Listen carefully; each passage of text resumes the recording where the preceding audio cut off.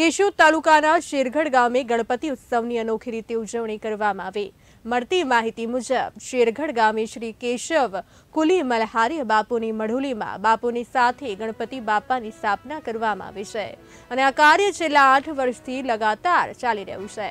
અત્યાર સુધી કાર્ય કલીમલ ગ્રુપ દ્વારા કરવામાં આવતું હતું, જો કે હવે મહેશભાઈ છેલાવાલા તેનું આયોજન કરે છે, જેમાં વિધિ પ્રમાણે ગણપતિ બાપાને આખા ગામની અંદર ડીજેના તાલ સાથે આખા ગામની પરિક્રમા કરવામાં આવે છે અને વિધિ પ્રમાણે બાપાની સ્થાપના કરવામાં આવે છે, જેમાં વિધિમાં એક દંપતીને બેસાડવામાં આવે છે, ત્યારબાદ બાપાની સ્થાપના થાય છે અને સાંજ સવાર મહાઆરતી કરવામાં આવે છે।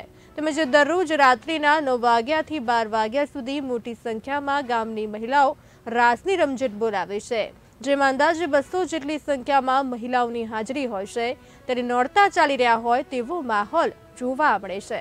આ કાર્ય ફક્ત 5 દિવસનું હોય છે, ત્યારે 5મા દિવસે ગણપતિ બાપાનું વિસર્જન કરવામાં આવે છે। બાકરવડ ડેમ પાસે ગણપતિ બાપાનું વિસર્જન કરવામાં આવે છે। આ પ્રસંગના કરતા હરતા તાલુકા પંચાયત સદસ્ય પ્રતિનિધિ મહેશભાઈ છેલાવડા ગામની મહિલાઓનો આભાર વ્યક્ત કર્યો।